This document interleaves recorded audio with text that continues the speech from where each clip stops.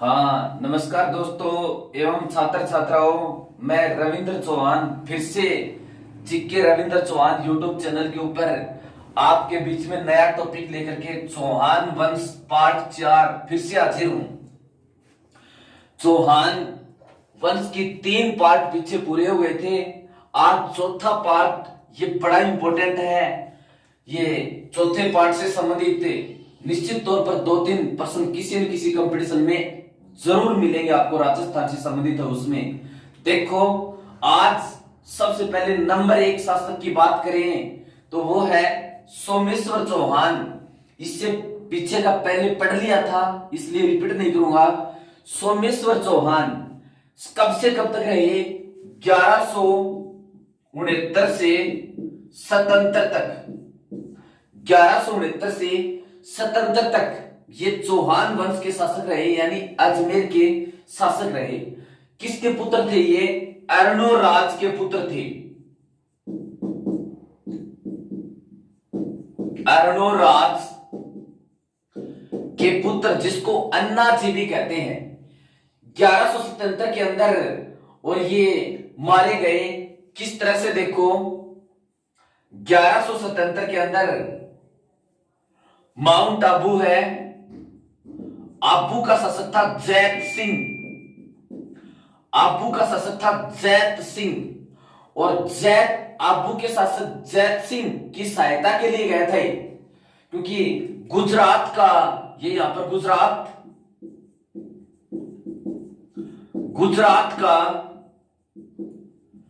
चालुक्य शासक, गुजरात का चालुक्य शासक था भीम। चालुक्य शासक भीम सेकंड। तो देखो, माउंट आबू यहाँ का शासक था जैत सिंह और यह गुजरात का चालुक्य वंश का शासक था भीम सेकंड। भीम सेकंड ने माउंट आबू पर यानी जैत सिंह के ऊपर आक्रमण कर दिया। और जैत सिंह के ऊपर आक्रमण कर दिया तो इस सोमेश्वर चौहान जो अजमेर का शासक था, सोमेश्वर चौहान ये मदद करने के लिए गया जैत सिंह की, यानी जैत सिंह की मदद करने के लिए गया। लेकिन भीम सेकंड ने इसकी फिर हत्या कर दी। तो सोमेश्वर चौहान की हत्या फिर किसने कर दी थी? भीम सेकंड ने। यानी 1177 के अंदर 1177 में इसकी हत्या कर दी। किसने कर दी? गुजरात के भीम सेकंड ने।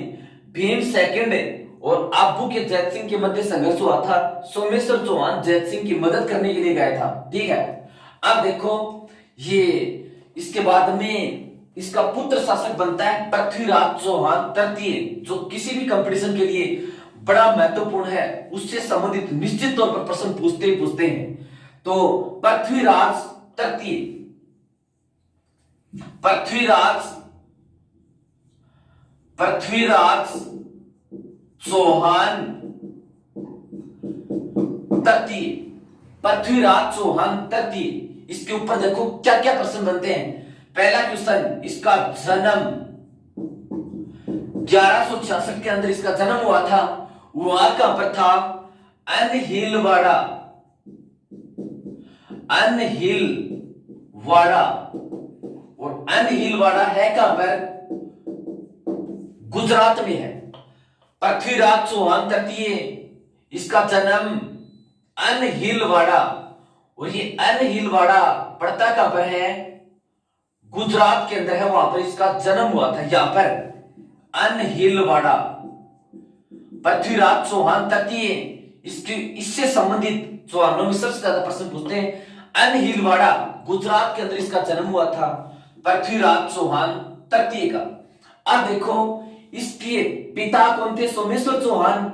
इसकी माता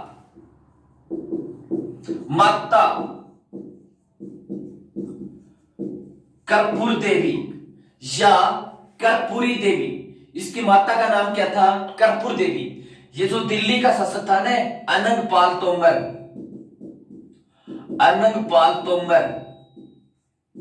अनंगपाल तोमर की पुत्री थी। इसकी माता कौन थी? कर्पूरी देवी। और इसकी माता दिल्ली का जो शासक था अनंगपाल तोमर, इसकी पुत्री थी हमीर महाकाव्य। हमीर महाकाव्य के अनुसार माता का नाम, अमीर महाकाव्य जो नैन चंद्र सूरी ने लिखी थी उसके अनुसार इसकी माता का नाम है कमला। दोनों में से एक ऑप्शन में आएगा, जो भी आएगा वो सही है। और अलग अलग यदि आए तो कर्पूरी देवी तो है पृथ्वीराज रासो, पृथ्वीराज रासो के अनुसार, और ये पृथ्वीराज रासो चंद्रवर्ताई ने लिखी थी, इसका जो दरबारी विद्वान था। तो कर्पूरी देवी दिल्ली के संस्थापक और दिल्ली के शासक अनंगपाल तोमर की पुत्री इस पृथ्वीराज चौहान तृतीय की माता थी। अब देखो ये सोमेश्वर चौहान का पुत्र था, इसका राज्याभिषेक कब हुआ था? राज्याभिषेक हुआ था 1177 में। 1177 में मात्र कितने वर्ष की उम्र में? 11 वर्ष की आयु में, मात्र 11 वर्ष की आयु में इसका राज्याभिषेक हुआ था 1177 में पृथ्वीराज चौहान तृतीय का। फिर कई बार पूछते हैं इसकी उपाधि, पृथ्वीराज चौहान तृतीय की उपाधि तलपुंगल,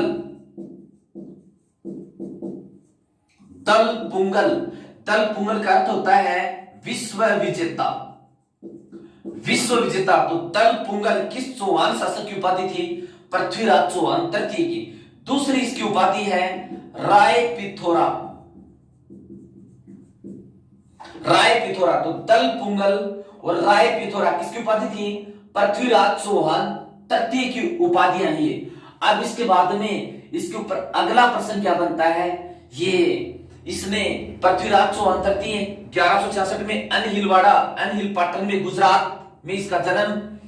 इसकी माता कर्पूर देवी, अमीर महाकाव्य के अनुसार माता कमला। इसका राज्याभिषेक 1177 के अंदर हुआ था। तलपुंगल और राय पिथोरा ये पृथ्वीराज चौहान तृतीय की उपाधियां थी। अब ये जब राजा बना तो बहुत ही छोटा था, तो उस टाइम के ऊपर इसका एक संरक्षक था, इसका एक मुख्यमंत्री था। तो इसका देखो मुख्यमंत्री कौन था? पृथ्वीराज चौहान तृतीय का इसका मुख्यमंत्री, इसका मुख्यमंत्री था कदम्बवास, कदम्बवास। पृथ्वीराज चौहान तृतीय का मुख्यमंत्री कौन था? कदम्बवास। इसका सेना का अध्यक्ष कौन था? यानी सेनाध्यक्ष पृथ्वीराज चौहान तृतीय का सेनाध्यक्ष ये कौन था? भुवनमल, भुवनमल। पृथ्वीराज चौहान तृतीय का सेनाध्यक्ष कौन था? भुवनमल। 1177 में गद्दी पर बैठा, ये 1178 के अंदर स्वतंत्र शासक बना, स्वतंत्र शासक बना। यानी एक वर्ष के बाद में इसने सहयोगियों से और सहयोगियों के ऊपर अपने आप को सर्वोपरि स्थापित किया। तो 1178 के अंदर ये स्वतंत्र शासक बना, यानी इनके प्रभाव से ये मुक्त हुआ 1178 के अंदर। अब देखो इस पृथ्वीराज चौहान से संबंधित इसकी लड़ाइयों से प्रश्न पूछते हैं। तो और लड़ाइयों से देखो कौन कौन से प्रश्न हैं। ये महोबा है, ये राजस्थान, राजस्थान से लगता हुआ ये राजस्थान के बाद में क्षेत्रफल में दूसरा बड़ा राज्य मध्य प्रदेश, ये मध्य प्रदेश है। मध्य प्रदेश के अंदर एक महोबा है। महोबा नामक स्थान के ऊपर एक युद्ध हुआ था। इस युद्ध को महोबा का युद्ध कहते हैं।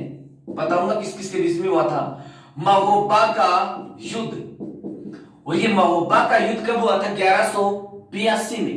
1182 में किस किस के मध्य हुआ था? इधर से तो ये अजमेर का शासक पृथ्वीराज तृतीय, पृथ्वीराज थर्ड, और महोबा नामक स्थान के ऊपर हुआ था। इधर से मालवा का शासक था परमर्दी देव, परमर्दी देव। प्रश्न पूछे महोबा का युद्ध कब हुआ था? 1182 के अंदर। किस किस के मध्य? पृथ्वीराज चौहान तृतीय और परमर्दी देव के मध्य हुआ था। इसमें जीत किसकी हुई थी? पृथ्वीराज चौहान तृतीय की इस युद्ध के अंदर जीत हुई थी। तो महोबा का युद्ध 1182 में महोबा नामक स्थान के ऊपर मध्य प्रदेश में मालवा में पड़ता था। किस किस के मध्य हुआ था? पृथ्वीराज तृतीय और मालवा के चंदेल शासक परमर्दी देव के मध्य, और इसमें जीत किसकी हुई थी? पृथ्वीराज चौहान तृतीय की इसके अंदर जीत हुई थी। ध्यान रहे, ये भारत के इतिहास में रात को लड़ा जाने वाला एकमात्र युद्ध, भारत के इतिहास में रात को लड़ा जाने वाला एकमात्र युद्ध, भारत के इतिहास में रात को लड़ा जाने वाला एकमात्र युद्ध कौन सा है? महोबा का युद्ध। फिर देखो, इसमें परमर्दी देव के दो सेनापति थे, उनके ऊपर प्रश्न पूछते हैं। आल्लाह और उद्दल जो युद्ध में मारे गए, तो परमर्दी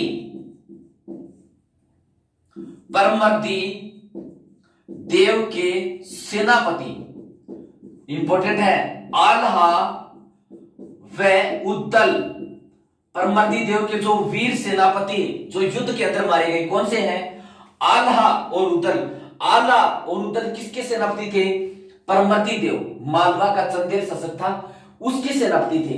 ठीक है, अब देखो इसके बाद में अगला प्रश्न, इसकी मोहम्मद गोरी के साथ लड़ाई हुई थी, वो काफी इंपॉर्टेंट है, उससे संबंधित परीक्षा में प्रश्न पूछते हैं। मोहम्मद गोरी के साथ इसकी लड़ाई हुई थी, तो देखो सबसे पहले तो ये मोहम्मद गोरी कौन था? अफगानिस्तान के अंदर एक गोरी गजनी वंश था, और गजनी साम्राज्य के बाद में वहां पर गोरी साम्राज्य का उद्भव हुआ। तो ये पाकिस्तान, ये अफगानिस्तान, यहां पर पहले गजनी साम्राज्य था, फिर उसके बाद में गौर साम्राज्य स्थापित हुआ, और यहां गौर साम्राज्य का शासक था मोहम्मद गोरी, ये था। इधर से ये पृथ्वीराज चौहान तृतीय, ये अपने शक्तिशाली चौहान शासक था। ये मोहम्मद गोरी भी अपने साम्राज्य का विस्तार करना चाहता था, और पृथ्वीराज चौहान तृतीय भी करना चाहता था। तो मोहम्मद गोरी की इस पृथ्वीराज चौहान तृतीय से लड़की के साथ लड़ाई से पहले इसने कहां पर आक्रमण किया था, थोड़ा वो पढ़ लेते हैं। तो मोहम्मद गोरी का भारत के अंदर जो पहला आक्रमण हुआ था, वो गुजरात के ऊपर हुआ था। मोहम्मद गोरी का भारत के अंदर पहला आक्रमण किस प्रांत के ऊपर? गुजरात प्रांत के ऊपर। अब गुजरात का उस समय शासक कौन था? गुजरात का चालुक्य शासक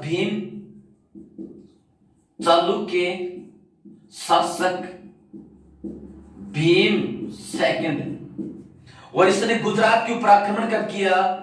1178 ईस्वी सन में। 2-3 प्रश्न इस बात से निकल कर आएंगे। मोहम्मद गोरी का भारत के अंदर पहला आक्रमण कब हुआ था? 1178 के अंदर। किस प्रांत के ऊपर? गुजरात प्रांत के ऊपर। अब आक्रमण हुआ तो हुआ क्या फिर? इन दोनों के मध्य, चालुक्य शासक भीम और मोहम्मद गोरी के मध्य, यहां पर माउंट आबू नामक स्थान के ऊपर युद्ध हुआ। माउंट आबू के पास युद्ध हुआ, और इस माउंट आबू के पास लड़ाई में चालुक्य शासक भीम की जीत हुई और मोहम्मद गोरी की हार हुई। यानी मोहम्मद गोरी ने भारत के ऊपर पहली बार आक्रमण किया था 1178 में गुजरात के ऊपर। गुजरात के चालुक्य शासक भीम ने उसको माउंट आबू के आसपास हरा दिया, और ये वापस चला गया। फिर इसने सोचा ये रास्ता तो गलत है, पंजाब से होकर के राजस्थान के अंदर प्रवेश करेंगे। पंजाब थोड़ा इस साइड से राजस्थान के अंदर प्रवेश करेंगे। ठीक है, तो देखो ये इसने फिर 1191 के अंदर पृथ्वीराज चौहान तृतीय के ऊपर आक्रमण किया था। उसको तराइन का फर्स्ट युद्ध कहते हैं, बहुत इंपॉर्टेंट है। तराइन का प्रथम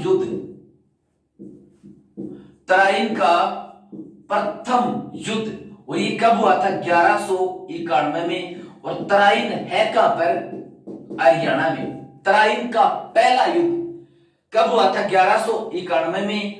और तराइन है कहां पर? हरियाणा में। देखो सारी बात समझ में आएगी। ये पाकिस्तान, ये अफगानिस्तान का शासक मोहम्मद गोरी, इसने अब की बार इस पंजाब प्रांत से होकर के भारत में प्रवेश किया, और हरियाणा के इस क्षेत्र के आसपास ही रहने लगा। हरियाणा में एक जगह है तराइन।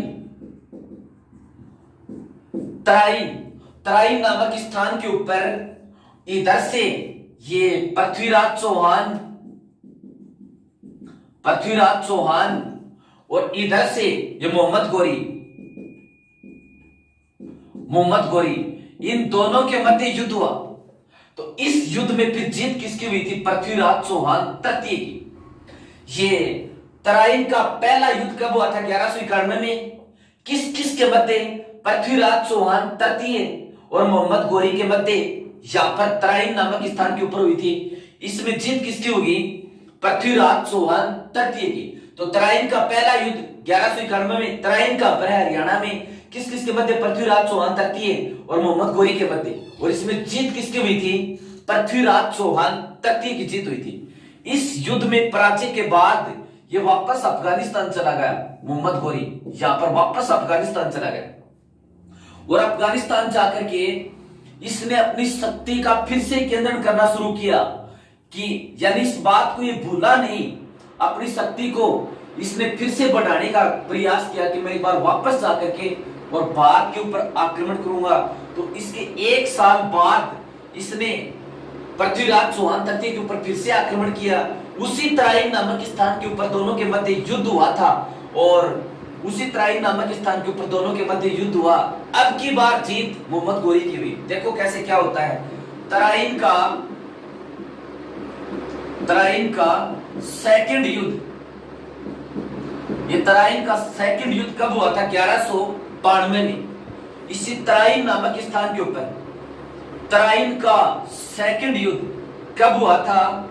1192 में। इसी तराइन नामक स्थान के ऊपर तराइन का सेकंड युद्ध कब हुआ था? 1192 में। यह हरियाणा के अंदर तराइन है।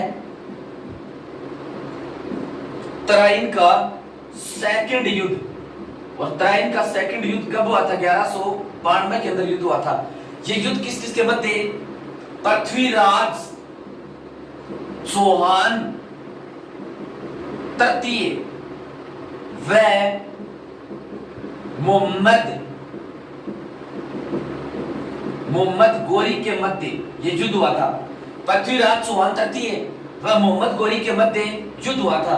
अब ये पृथ्वीराज चौहान तृतीय राजनीति के कूटनीति के नहीं था। ये यहां से मोहम्मद गोरी अपने अफगानिस्तान से और 12,000 तुर्क, ताजिक, 12,000 तुर्क, ताजिक और अफगान मुसलमान लेकर पहुंचा। यानी ये उस बात को, उस हार का बदला लेना चाहता था तराइन के पहले युद्ध की, और इस बात को इसने काफी सीरियस लिया। इस गौर प्रदेश से 12,000 नई सेना और लेकर आया, जिसमें तुर्क, ताजिक और अफगान ये तीनों प्रकार के मुसलमान यहाँ पर थे, तो इसके साथ में थे। इसने ये इस रास्ते से आया तो ये लाहौर के अंदर जब आया, तराइन के दूसरे युद्ध से पहले, तो हसन निजामी इतिहासकार लिखता है, हसन निजामी के अनुसार, देखो क्या बात होती है। हसन निजामी के अनुसार गोरी ने लाहौर, ये लाहौर है रावी नदी के किनारे, पाकिस्तान का प्रमुख शहर लाहौर। गोरी ने लाहौर पहुंचते ही पृथ्वीराज को अधीनता स्वीकार करने के लिए खत लिखा। हसन निजामी इतिहासकार लिखते हैं, जब ये दोबारा आया तब ये लाहौर पहुंचते उसने ये कहा, पृथ्वीराज चौहान तृतीय अजमेर के शासक के पास समाचार पहुंचा दिया कि आप हमारी अधीनता स्वीकार कर लो। ये कहा। इधर से पृथ्वीराज तृतीय ने वापस समाचार पहुंचा दिया कि आप वापस अपने प्रदेश चले जाओ, नहीं तो अपनी मुलाकात युद्ध भूमि पर होगी। पृथ्वीराज चौहान तृतीय ने वापस समाचार पहुंचा दिया कि आप वापस अपने क्षेत्र चले जाओ, लेकिन नहीं तो अपनी मुलाकात युद्ध स्थल पर होगी। बताते हैं ये कूटनीतिज्ञ था मोहम्मद गोरी, और इसने दोबारा से पृथ्वीराज चौहान तृतीय के पास समाचार पहुंचाया कि मैं युद्ध नहीं करना चाहता, मैं संधि करना चाहता हूं, युद्ध नहीं करना चाहता, संधि करना चाहता हूं। तो ये पृथ्वीराज चौहान तृतीय उसकी बात को समझा नहीं और इसने लड़ाई को कोई गंभीरता से नहीं लिया, ये सोचा भी नहीं कि लड़ाई हो सकती है। जबकि मोहम्मद गोरी ये चालाक था, इसने ये कहा कि चालाकी अचानक किसकी सेना के ऊपर लड़ाई करेंगे। तो देखो तराइन का दूसरा युद्ध, तराइन का सेकंड युद्ध, ये भी किस किसके मध्य हुआ था? पृथ्वीराज चौहान व मोहम्मद गोरी के मध्य हुआ था। अब की बात जीत किसकी हुई? मोहम्मद गोरी की, क्योंकि पृथ्वीराज चौहान तृतीय ने इसकी बात को कोई सीरियस ही नहीं लिया और ये सोच लिया कि हम तो पहले युद्ध में जीत गए थे, तो अब क्या हार थोड़ी नहीं सकते हैं। ये राजपूत सेना जब सुबह सुबह का टाइम था, ये तराइन है यहाँ पर हरियाणा में, राजपूत सेना जब सुबह उठी थी तो 100 अधिकारियों से लिपट रही थी। इधर से मोहम्मद गोरी ने अटैक कर दिया।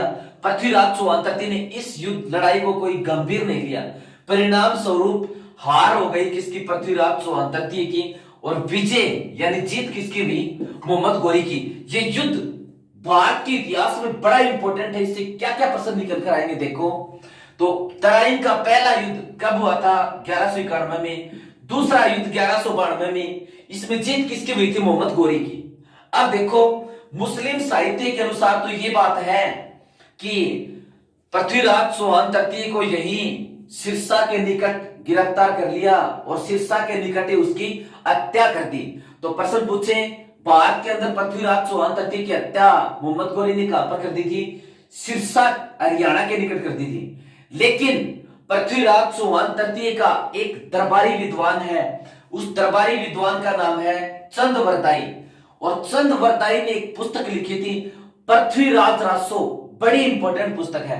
तो देखो पृथ्वी राज रासो के लेखक पृथ्वीराज रासो, इसके लेखक कौन है? चंद्रवरदाई। बताऊंगा इस पुस्तक के अनुसार कैसे क्या बात है, पहले इसके लेखक से संबंधित बात करते हैं। पृथ्वीराज रासो के लेखक कौन है? चंद्रवरदाई।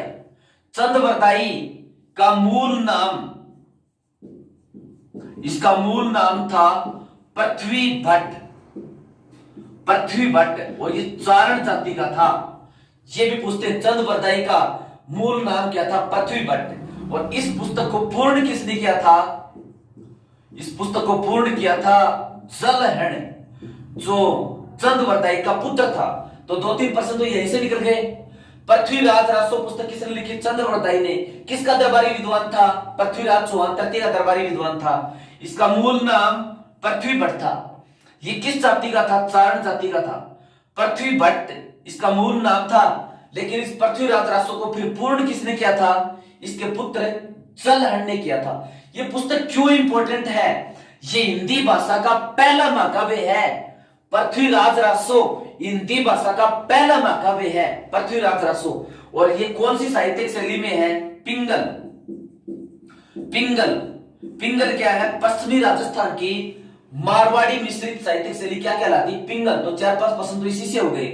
इस पृथ्वीराज रासो पुस्तक के अनुसार क्या लिखा हुआ है? इस युद्धों के बारे में, राजपूतों के बारे में तो बहुत कुछ लिखा हुआ है। पृथ्वीराज रासो पुस्तक के अंदर क्या लिखा हुआ है? इस पुस्तक में यह लिखा हुआ है कि तराइन के युद्ध में यहां पर पृथ्वीराज तृतीय को पराजित करके, हरा करके मोहम्मद गजनवी यहां पर इसको गजनी ले गया। गजनी ले गया। पृथ्वीराज तृतीय को पराजित करके, गिरफ्तार करके मोहम्मद गोरी इसको गजनी ले गया, पृथ्वीराज तृतीय को, और वहां पर जेल में डाल दिया। उसको काफी यातनाएं दी, उसकी आंख वगैरह अग्नि से निकाल ली, शरीर के ऊपर दिया जला करके, और उसको अधीनता स्वीकार करने के लिए कहा कि मेरी अधीनता स्वीकार कर लो। पृथ्वीराज चौहान तृतीय ने क्या आप बगैर मार सकते हो? मैं आपकी अधीनता किसी भी सूरत के ऊपर स्वीकार नहीं करूंगा, चौहान क्षत्रिय राजा हूं। फिर देखो बताते हैं, ये जो चंद्रवरदाई है, चंद्रवरदाई गजनी वहां पर जेल में और पृथ्वीराज तृतीय से मिलने के लिए चला जाता है। मिलने के लिए चला जाता है। तो ऐसा साहित्य में लिखा हुआ है कि पुस्तक जल हड़ हाथ दे चलो, यानी पृथ्वीराज रासो पुस्तक के अनुसार ये लिखा हुआ है कि अब आगे ये पुस्तक उसने जलन के हाथ में दे दी थी और चंद्रवरदाई गजनी चला जाता है उससे मिलने के लिए। और वहां पर द्वारपालों को अपना परिचय बताता है कि मैं पृथ्वीराज तृतीय का मित्र हूं, उससे मिलना चाहता हूं। तो ये पृथ्वीराज तृतीय के पास फिर गया मिलने के लिए गया। तो उसने कहा कि क्या हाल है पृथ्वीराज? तो पुस्तक के अंदर लिखा हुआ कि मत पूछो चंद्र, मत पूछो। जिस क्षण ने पृथ्वीराज को पृथ्वीराज ही नहीं रखा, उस क्षण की बात मत पूछो, यानी उसके सामने पीड़ा जाहिर करता है। फिर उधर से मोहम्मद गोरी चंद्रवरदाई को चिढ़ाता है, उसको कहता है कि देख तेरे राजा की क्या हाल है। तो चंद्रवरदाई कहता है कि ये तेरे से तो फिर भी महान ही राजा है। मोहम्मद गोरी कहता है वो कैसी बात करता है, मेरे से कैसे महान है। तो फिर इस चंद्रवरदाई ने कहा कि शब्द भेदी बाण मारना जानता है, शब्द भेदी बाण मारना जानता है, आप जानते हो। तो मोहम्मद गोरी ने कहा कि क्यों मजाक कर रहा है, क्या शब्द भेदी बाण मारेगा ये। तो फिर देखो पर चंद्रवरदाई ने कहा कि सच में आप इस बात की परीक्षा ले सकते हैं। शब्द भेदी बाण वो होता है जो शब्द के ऊपर लगता है, यानी आवाज सुन करके और आवाज के ऊपर बाण लगता है, ऐसी विद्या होती है। तो फिर देखो इस मोहम्मद गोरी ने क्या कहा कि कैसा शब्द भेदी बाण मारेगा, इनकी और बेइज्जती करेंगे। और मोहम्मद गोरी ने अपना दरबार सजाया, दरबार के अंदर और राजाओं को भी बुलाया इस तरह से पंक्तिबद्ध तरीके से, और कहा कि पृथ्वीराज तृतीय को शब्द भेदी बाण मारने की परीक्षा होगी। चंद्रवरदाई ने हाँ भर दी कि ठीक है जरूर मार देगा, हाँ भर दी। तो दरबार के अंदर सभी बैठे हुए हैं, कोई पक्षी लाया गया, चंद्रवरदाई भी दरबार के अंदर बैठा हुआ है, पृथ्वीराज के निकट ही बैठा है, पृथ्वीराज के हाथ में बाण है कि ये शब्द भेदी बाण मारेगा कि नहीं मारेगा। मोहम्मद गोरी ने सोचा इसकी आज दरबार के अंदर, भरे दरबार के अंदर बेइज्जती होगी। तो फिर देखो ये पृथ्वीराज और चंद्रवरदाई दोनों अगल बगल में बैठे हुए हैं।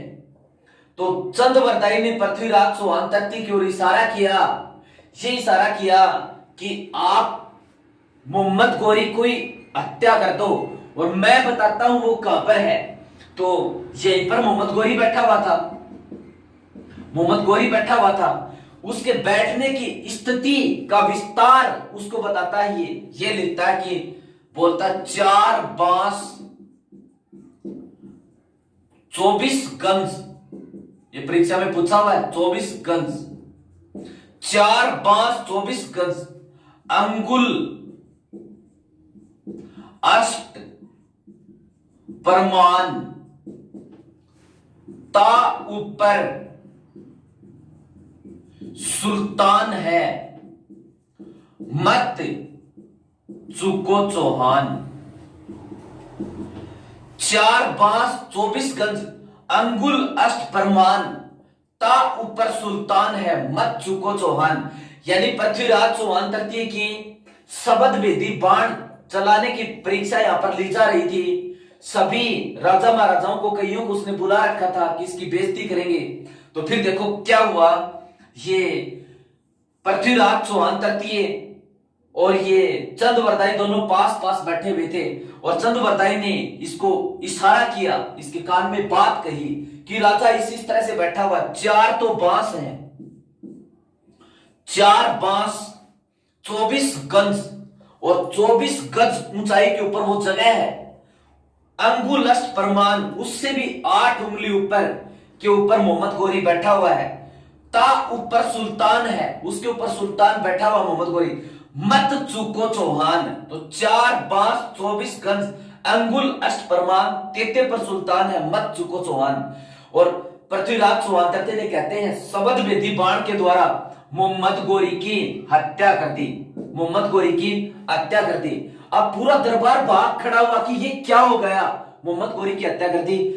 चंद्रवरदाई और पृथ्वीराज चौहान तृतीय ने सोचा कि हमको भी अब ये लोग मार देंगे।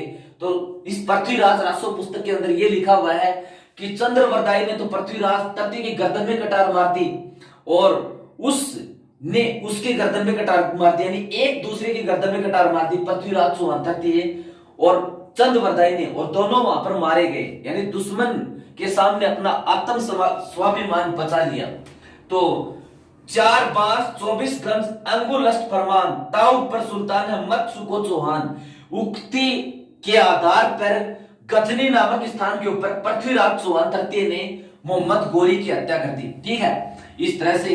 जबकि अमीर माकवे है जो नैन चंद्र सूरी ने लिखा था, उसने इस बात के ऊपर आपत्ति भी उठाई है कि एक आदमी दूसरे को मार दे तो दूसरा क्या एक को भला मार सकता है। चलो जो भी हो, अपने को कंपटीशन में प्रश्न पूछते हैं, उसी से संबंधित जो बात है। एक अगला इंपॉर्टेंट बात है संयोगिता।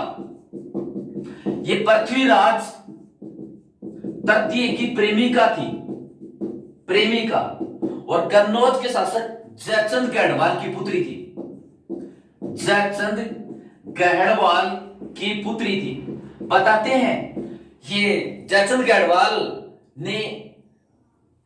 गढ़वाल की पुत्री संयोगिता जो पृथ्वीराज चौहान तृतीय की प्रेमिका थी, और इसी के कारण से यह लड़ाई हुई थी। जयचंद गढ़वाल ने मोहम्मद गोरी को आमंत्रित किया था क्योंकि पृथ्वीराज चौहान तृतीय से ये प्रेम करती थी, और फिर इसने उसकी शादी दूसरे के साथ तय कर दी। तो स्वयंवर रचा और स्वयंवर के आगे द्वारपाल की मूर्ति बनवा दी पृथ्वीराज चौहान तृतीय की, और उसके अंदर फिर इस संयोगिता ने द्वारपाल की वो वरमाला डाली, यानी पृथ्वीराज तृतीय को चुना। और फिर पृथ्वीराज तृतीय को जब इस बात का पता चला तो वो सेना लेकर के आ गया और संयोगिता को भगा ले गया, और संयोगिता के साथ फिर वो कौन सा विवाह किया?